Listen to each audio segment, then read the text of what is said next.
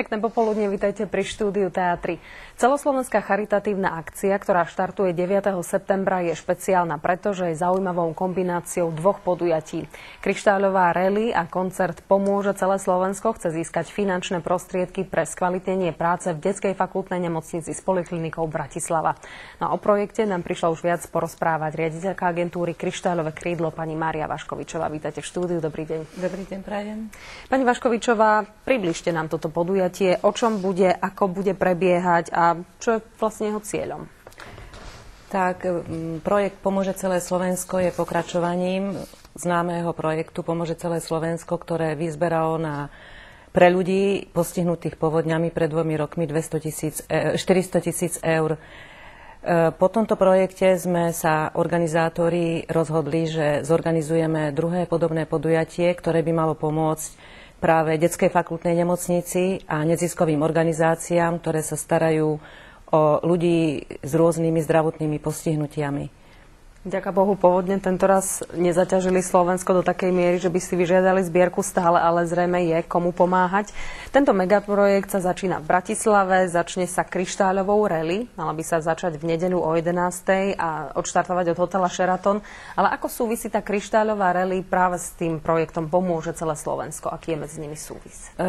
Súvis je v tom, že kryštáľová rally štartuje v Bratislave a pôjde cez rôzne mestá a obce západného Slovenska, aby vyburcovala ľudí k charite, pretože veľa ľudí nepozerá televíziu alebo nejakým spôsobom nemá záujem pozerať. A preto sa snažíme aj takýmto spôsobom prebudiť v ľuďoch záujem.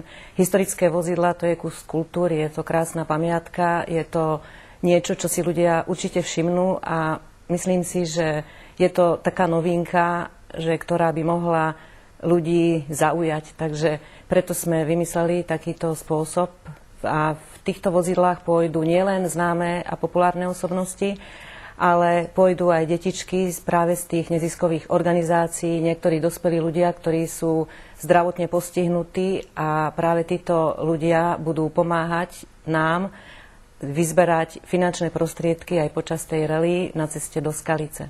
Takže takto esteticky, aj tak povediac trocha hlučne ste sa rozhodli vyraziť priamo do ulic. Spomínali ste už sama umelcov. Na koho sa môžeme tešiť?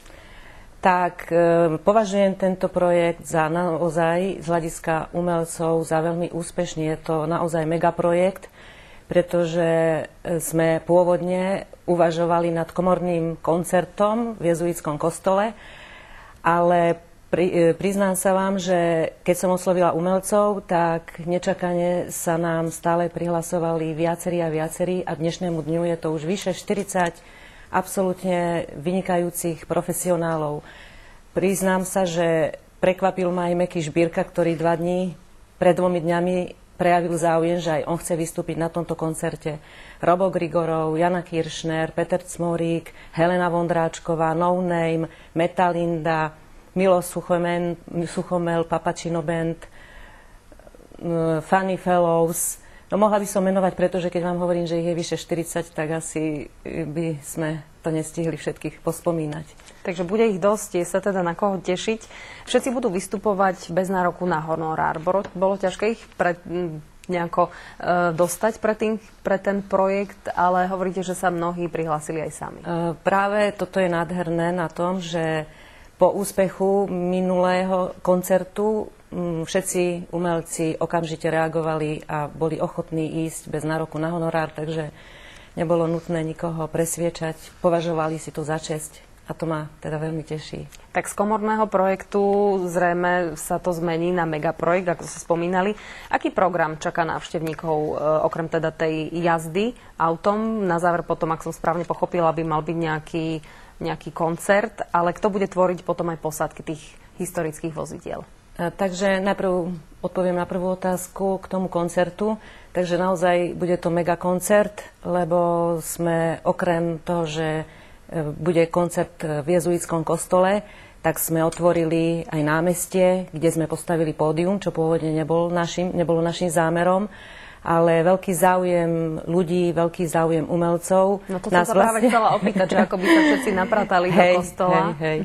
Takže vlastne ten náš maličký plán sa rozrástol do veľkých rozmerov a dnes je to veľmi ťažký a náročný projekt, pretože robíme vlastne aj v kostole, aj pred kostolom na námestí. Zároveň organizujeme kryštálovú rally, takže pospájať všetky tieto tri prvky a predostrieť ich dostatočným spôsobom aj televíznemu divákovi je skutočne veľmi náročné. Posádkami týchto vozidiel budú známe osobnosti, ďalej osobnosti kryštálového krídla, niektorí ľudia, ktorí nám pomáhajú s organizáciou tohoto projektu a v neposlednej miere aj klienti neziskových organizácií. Podotýkam, že tými klientami sú práve tí chorí ľudia, ktorým ideme pomáhať. Ovládajú všetci jazdci, ktorí teda plánujú vyraziť na tú kryštáľovú rally trasu, aby sa niekto niekde nezatáral? Takže i táto oblasť je veľmi sprofesionalizovaná, pretože máme na začiatku kolóny, aj na konci kolóny idú s nami známi ľudia, ktorí ovládajú túto trasu na motorkách, ale pridala sa k nám aj polícia, ktorá s nami veľmi dobre spolupracuje až nad rámec ich povinností a týmto im vlastne chcem aj poďakovať. Takže bude postaraná aj o bezpečnosť v každom prípade. Pani Vaškovičová, zopakujme ešte, ako vznikla vlastne myšlienka zorganizovať takýto projekt a spojiť tie oba projekty do jedného megaprojektu. Ja stále razím takú myšlienku, že pre charitu všetko je dobré, čo slúži pre charitu. A myslím si, že kryštálová rally, využitie týchto starých historických vozidiel pre charitu je tiež jedna veľmi dobrá myšlienka. Takže ďakujem aj slovenskému Klasikár klub Bratislava, ktorý nám poskytol tieto vozidlá aj spolu s majiteľmi, aj so šoférmi, ktorí si budú sami riadiť tieto autá. Takže toto je veľmi krásny počin, ktorý si teda veľmi všetci vážime. A vlastne celá táto myšlienka začínala tým, že po celý čas, odkedy som robila Pomôže celé Slovensko pre povodne, som sa už nezbavila pocitu potreby pomáhať. Vtedy som pochopila, že ľudia, ktorí sme zdraví, ktorým sa nám darí v práci, ktorí máme možno aj doma usporiadanú rodinu, zabúdame na tých, ktorí nemali toto šťastie. A ja som vnútorne cítila, že je mojou povinnosťou pokračovať v tom, keďže viem robiť tú charitu. Takže som hľadala v našej malej krajine diery, kde by sa dalo pomáhať. Samozrejme, mi je ľúto, že naozaj nemôžeme pomôcť všetkým, pretože tej pomoci je potrebnej strašne veľa. Je mi ľúto starých ľudí, ktorým tiež by sme mohli pomôcť. Je strašne veľa starých ľudí, ktorí nemajú kde žiť, o ktorých sa nemá kto postarať. Takže tentokrát sme si vybrali detičky, na budúce budeme možno pomáhať tým zase iným. Detská fakultná nemocnica veľmi zápasí s technickými problémami. Dozvedela som sa, že osobne som navštívila, že je taký veľmi ťažký problém. Je to intermediálna izba, kde sa potrebujú pripravovať deti na transplantáciu pečene. Táto intermediálna izba u nás na Slovensku nie je a deti, ktoré sa narodia s poškodenou pečeňou, bývajú operované v zahraničí, ale potrebujeme ich pripraviť na vysokej odbornej úrovni na to, aby mohli byť operované. Väčšinou sa rodia veľmi s nízkou pôrodnou váhou a pokiaľ nezískajú tú požadovanú váhu na tú transplantáciu, tak nemôže tá operácia sa uskutočniť. Takto sú tie detičky odkázané na, či už môžu zomrieť, alebo na nádej, že snáď sa pozviechajú, nie práve v tých ideálnych podmienkach. Takže našim cieľom je vyzbierať peniaze na vybudovanie minimálne jednej intermediálnej izby, čím by sme zachránili životy a šťastie v rodinách niekoľkým ľuďom. A ďalším problémom je, že sa rodia deti s metabolickými poškodeniami, teda mozgovými metabolickými poškodeniami. A iste, keby sme vedeli aj tu napomôcť, tak opäť predídeme nešťastiam v rodinách, ktoré majú choré deti práve na tieto mozgové rôzne choroby. Výnimočne sme pridali k tejto pomoci aj neziskové organizácie a to som vlastne skúmaním terénov a navštevovaním rôznych neziskových organizácií, ktoré sa starajú o deti s mentálnym poškodením, tak tieto deti ma veľmi upútali, pretože neziskové organizácie sa o nich starajú, aby mal ich život zmysel. Kedysi, pred 20-30 rokmi, títo ľudia boli zatvorení v ústavoch a dnes sa venujú rôznym zmysluplným činnostiam práve vďaka pomoci dobrovoľníkov a pomoci dobrých ľudí, ktorí im nejakým sponzorským spôsobom vedia pomôcť. Pani Vaškovičová, vidno na vás odhodlanie. Rozhodne je dobré, že Slovensko má ľudí, ktorí sa rozhodli pomáhať. Kam ale pôjdu? Spomenuli ste už teda, na čo budú peniaze vyzbierané, ale akým spôsobom sa budú rozdeľovať? Máme vypracovaný taký kľúč a máme vypracované dotazníky, ktoré sme rozposlali pred konaním koncertu do týchto neziskových organizácií, aby nám konkrétne zadefinovali svoje potreby, aby nám vypracovali svoje vlastné projekty a na to oslovím tým odborníkov, ktorí sa budú zaoberať a hodnotiť tieto projekty, aby sme naozaj pomohli správne a transparentne, aby dostali sa tie finančné prostriedky naozaj tam, kam patria a kam ich je najviac potreba. Určite aj to dobré, pretože sa množia rôzne zbierky, takže hovoriť o tom je určite dôležité. Ja vidím, že máte na krku aj srdiečko, aj priniesli ste taký letáčik. Je tam medzi nimi súvis, lebo aj srdiečko je na tom letáčiku, aj na vašom krku. Takže keby ste to mohli vysvetliť. A teraz tam vidím aj nápis. Toto je práve to krásne, čo táto práca so sebou prináša.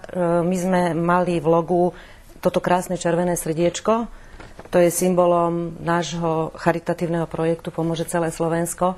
Navštívila som chránené dielne v Malackách, chránené dielne v Stúpte, to je občianske združenie, ktoré rozvíja v deťoch s mentálnymi poškodeniami mozgu, s poškodeniami motoriky. Tak zakúpili také pece, v ktorých vypalujú rôzne umelecké predmety, vyrábajú rôzne predmety, veľmi ich to baví, robia anieličkov, sošky. A ja som tam zbadala také srdiečko, ktoré sa mi veľmi zapáčilo a som sa ich spýtala, že či by nám vedeli vyrobiť takéto nádherné srdiečka pre naše podujatia, pre všetkých hostí, pre všetkých darcov, pre všetkých účinkujúcich, pre celý štáb, pre nás, ktorí nezištne a zadarmo pracujeme na príprave tohoto podujatia. Takže tieto srdiečka nám vyrobili. Každý, kto večer sa zúčastní toho večera a pomôže nám a zúčastní sa ako aktívny umelec alebo proste nejakým spôsobom nám pomôže pri tom podujatí, dostane toto srdiečko, v ktorom je zhmotnená ručná práca týchto detí, ktorí to robili s veľkou láskou a veľmi sa tešili, že nám môžu tieto výrobky vyrobiť a verím, že tá dobrá duša, tie čisté srdcia a to všetko, čo v týchto ľuďoch takých nepoškvrnených, takmer božích je, že sa dostalo do týchto srdiečok a že všetci tí ľudia, ktorí ho raz budú mať, budú hrdí na to, že to majú od nich. Tak v chránenej dielni v Malackách, ak si dobre pamätám, určite teraz majú vlastne zákazku storočia. Majú čo robiť, aby teda urobili dosť tých kusov pre všetkých. Pani Vaškovičová, na záver si zopakujme ešte, kde, kedy sa to podujatie koná, aby sme... Tak začína sa to v Bratislave, štartujeme v nedeľu 9.9. na historických vozidlách. Zraz máme o 10. hodine, predpokladám, že o 11. vyštartujeme. Samozrejme pozývame ľudí, aby nás prišli podporiť, povzbudiť. Deti budú už pred Šeratonom zberať finančné dary, pokiaľ sa ľudia rozhodnú poskytnúť nejakým spôsobom tú charitu. Odtiaľ pokračujeme cez rôzne obce Záhoria. Konečný cieľ je mesto Skalica, kde sa začína o 20.05 alebo 20.10 priamy prenos na RTVS a samozrejme aj koncert pre verejnosť na námestí a v jezuitskom kostole. Takže sa veľmi teším a pozývam ľudí, aby sledovali tento program, aby zasielali DMS-ky, pretože každá DMS-ka môže niekomu pomôcť a zvýši úspech tejto zbierky. Ak teda uvidíte v uliciach Bratislavy a na Záhorí historické vozidlá, tak budete vedieť, čo sa to týka, o charitatívnej akcii, ktorá štartuje v nedeľu 9. septembra a je zaujímavou kombináciou podujatia Kryštáľovej rally a takisto pomôže celé Slovensko. Sme hovorili s riaditeľkou agentúry Kryštáľové krídlo pani Máriou Vaškovičovou. Ďakujem a želáme veľa síl, odhodlania a aby sa akcia vydarila. Ďakujem pekne. Pekný deň ešte, dovidenia. Pekný deň prajem.